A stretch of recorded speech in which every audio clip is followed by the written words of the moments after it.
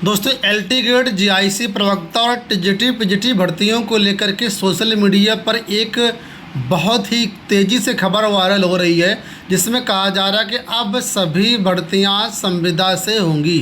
जिस प्रकार अग्निवीर भर्ती हो रही है उसी प्रकार अब शिक्षक वीर भर्तियां भी होंगी। और ये जो मुद्दा है बड़े बड़े यूट्यूब चैनल पे चल रहा है। कुछ ऐसे भी चैनल हैं जो कि प्रोमिनेंट चैनल हैं जो सिर्फ बीएड अभ्यर्थियों की बात करते हैं, लेकिन वो भी इस खबर को खूब तेज़ी से वायरल कर रहे हैं।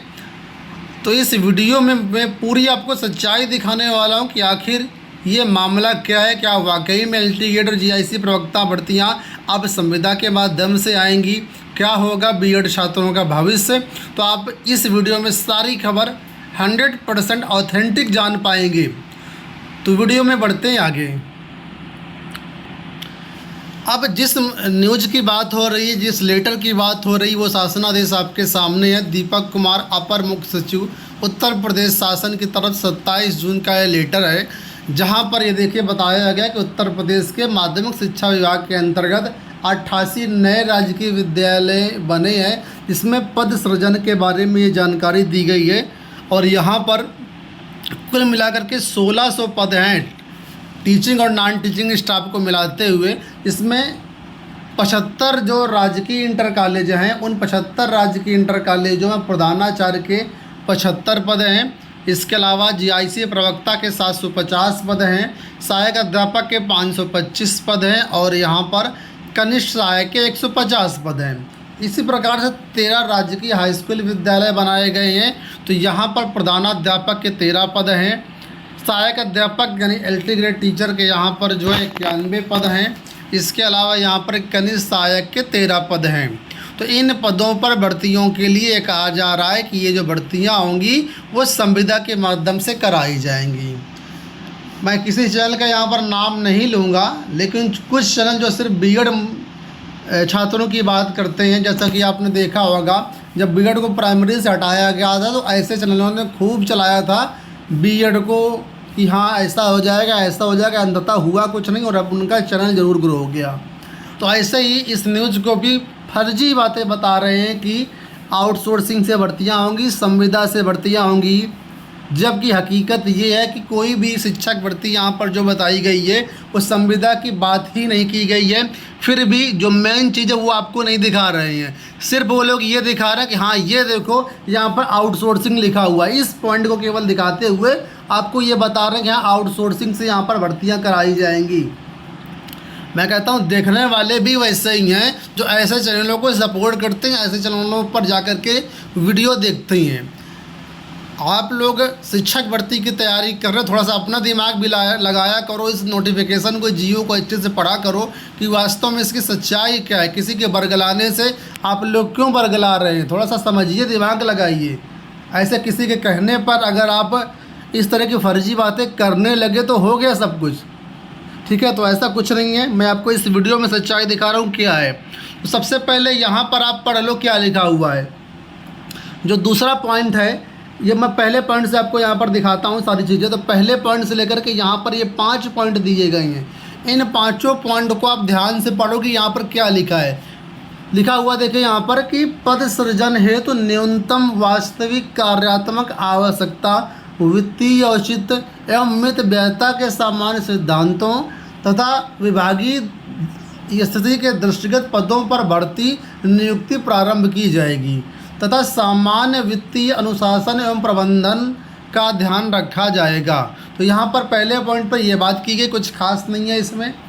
दूसरा पॉइंट जिसको लेकर के आपको डराया जा रहा है, दूसरा पॉइंट यहाँ पर ध्यान दीजिए। लिखा हुआ कि आउटसोर्सिंग मोड द्वारा यह कार्य कराए जाने की प्रक्रिया में आने वाले व्यवहार तथा सेवा शर्तों के संबंध में outsourcing of services man power के संबंध में सूक्ष्म एवं लघु एवं मध्यम विभाग, श्रम विभाग तथा कार्मिक विभाग द्वारा समय समय पर निर्गत जो शासनादेश होंगे उनकी में व्यवस्थाओं का अनुपालन सुनिश्चित किया जाएगा। तो यहाँ पर यह कहा जा रहा है कि अगर कोई भर्ती आउटसोर्सिंग से होती है तो ऐसे शासनादेश के द्वारा करवाई जाएगी, वहाँ से उनका जो भी व्यय होगा वो सुनिश्चित किया जाएगा। आगे बोला गया कि सेवा प्रदाता एजेंसी के माध्यम से सेवाओं को आउटसोर्स के आधार पर या आउटसोर्सिंग के आधार पर लिया जाएगा तथा आउटसोर्सिंग एजेंसी का चयन जेम पोर्टल के माध्यम से पारदर्शी नियम संगत तरीके से किया जाएगा। ठीक है, तो यहाँ पर ये बात है। अब यहाँ पर मुझे ये बता दो ज़रा, क्या कहीं पर इसमें जीआईसी प्रवक्ता या एलटी ग्रेड या प्रधानाचार्य की बात की गई है? नहीं की गई है। तो आखिर ये बात किसके बारे में की जा रही है, इसको आपको समझना ज़रूरी है। और ये बात आपको यहाँ पर, ये देखो यहाँ पर इसी के जस्ट ऊपर इस पॉइंट में इन्होंने लिखा है, लेकिन बहुत से यूट्यूब चैनल इस चीज़ को दिखा ही नहीं रहे हैं, क्योंकि उनको सिर्फ भ्रम फैलाना, अफवाह फैलाना और व्यूज़ बटोरना है। इस पॉइंट को यहाँ पर दिखाई नहीं रही हैं। यहाँ पर अगर साफ देखेंगे तो लिखा हुआ है कि चतुर्थ श्रेणी या परिचारक या स्वीपर, यानी चतुर्थ श्रेणी के अंतर्गत कई प्रकार के पद होते हैं, इसमें परिचारक स्वीपर के पद होते हैं, जो कि 401 पद यहाँ पर इसमें बन रहे हैं। तो इन पदों को बोला गया है कि आउटसोर्सिंग द्वारा भरा जाएगा। तो ये केवल चतुर्थ श्रेणी के पद आउटसोर्सिंग से भरे जाएंगे, ना कि एलटी ग्रेड टीचर के पद, जीआईसी प्रवक्ता के पद, नायब प्रिंसिपल के पद। ठीक है, तो जो लोग आपको डरा रहे हैं कि हाँ शिक्षक भर्तियाँ मतलब हो रही हैं, संविदा पर हो रही हैं, तो इसमें ऐसा कुछ भी नहीं है। आप लोग निश्चिंत रहिए। ठीक है, केवल चतुर्थ श्रेणी की भर्तियां यहाँ पर आउटसोर्सिंग से की गई और उसी के बारे में यहाँ पर पॉइंट नंबर 2 और 3 में उल्लेख किया गया है। ठीक है, तो अब बात आती है कि क्या चतुर्थ श्रेणी की भर्तियां डायरेक्ट नहीं हो सकती हैं? ये भर्तियां क्यों आउटसोर्सिंग से हो रही हैं, संविदा पे हो रही हैं? तो आपको बता दें, उत्तर प्रदेश सरकार आज नहीं, काफ़ी पहले से चतुर्थ श्रेणी की भर्तियों पर रोक लगा दी है। और उत्तर प्रदेश सरकार का कहना है कि भविष्य में जो भी चतुर्थ श्रेणी की भर्तियां होंगी माध्यमिक विद्यालयों में, वो सब आउटसोर्सिंग से भरी जाएंगी। कहने का मतलब चपरासी भर्तियों पर अब डायरेक्ट भर्ती आपको देखने को नहीं मिलेगी, आउटसोर्सिंग से ही भर्ती, क्योंकि सरकार ने उस पर हाथ खड़े कर दिए हैं।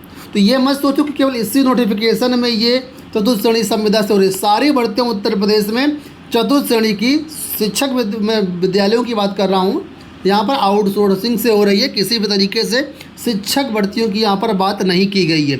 जो लोग आपको डरा रहे हैं कि यहाँ बीएड खतरे में है, बीएड का अस्तित्व खत्म हो गया, आंदोलन करो, ये करो, वो करो, वो सब फर्जी बातें हैं। आप लोग अपनी पढ़ाई करिए। ठीक है, ऐसा कुछ भी नहीं होने वाला। यहाँ पर जो भी भर्तियाँ आपको दिखाई गई हैं सहायक अध्यापक एलटी ग्रेड की या जीआईसी प्रवक्ता की, वो सब लोक सेवा आयोग के माध्यम से ही भरी जाएंगी और ये सब डायरेक्ट रिक्रूटमेंट होंगे, जो भी रूल्स हैं उसके अनुसार ही होंगे। अब समझो कि आउटसोर्सिंग की भर्ती होगी तो क्या यहाँ पर 4800 ग्रेड पे कोई एजेंसी आपको देगी? कभी नहीं देगी। ठीक है, तो फर्जी चैनलों से आप लोग सावधान रहिए। ऐसे चैनलों पर मैं तो कहता हूँ देखो ही नहीं, और ऐसे चैनलों को इग्नोर करिए। ठीक है, आप लोग जब देखते हैं, शेयर करते हैं, तभी ऐसे लोगों का हौसला बढ़ता है। अदरवाइज अगर आप खुद इग्नोर करेंगे तो ऑटोमेटिक ऐसे कंटेंट बनाना बंद कर देंगे। तो हकीकत आपके सामने मैंने ला दी है, सुबह की वीडियो में मैंने बताया था। तो इस वीडियो के माध्यम से मुझे लगता है आप तक सारी बात पहुंची होगी और आप इन चीज़ों को समझ पाए होंगे। अब बहुत से अभ्यर्थी पूछ रहे थे कि ये भर्तियाँ कब तक आएंगी। तो देखिए, भर्तियाँ कब आएंगी इसके बारे में अभी कोई ऑफिशियल डेट नहीं बता सकता हूँ, क्योंकि ये भर्तियाँ कुल मिलाकर के शासन स्तर से पेंडिंग है। शासन स्तर से समकक्षार्हता का मामला क्लियर नहीं हो रहा है, और जब तक शासन स्तर से समकक्षार्हता का मामला क्लियर नहीं होगा तब तक कोई नोटिफिकेशन की डेट कोई नहीं बता सकता है। भले ही आपको बता दिया जाए कि अक्टूबर में आएंगी, नवंबर में आएंगी, वो सब फालतू की बातें होंगी। अभी ऐसा कुछ भी नहीं है। जैसे समकक्षार्हता का लेटर आता है उसके बाद याचन जब लोक सेवा आयोग को पहुंचता है, उसके बाद लोक सेवा आयोग इसका विज्ञापन जारी करेगा। ठीक है, तो जो नए 88 राजकीय विद्यालय बने गए हैं उनमें ये पद सृजन किया गया। मतलब पद सृजन का मतलब होता है नए पद उन विद्यालयों में जोड़े गए हैं, जिससे अब एलटी ग्रेड टीचर, जीआईसी प्रवक्ता और बाकी जो भी पद हैं यहाँ पर, वो सब अब बढ़ जाएंगे। तो उम्मीद करूँगा वीडियो पसंद आया होगा। इसी तरह के अपडेट्स के लिए आप लोग हमारे चैनल को सब्सक्राइब कर लीजिए। धन्यवाद।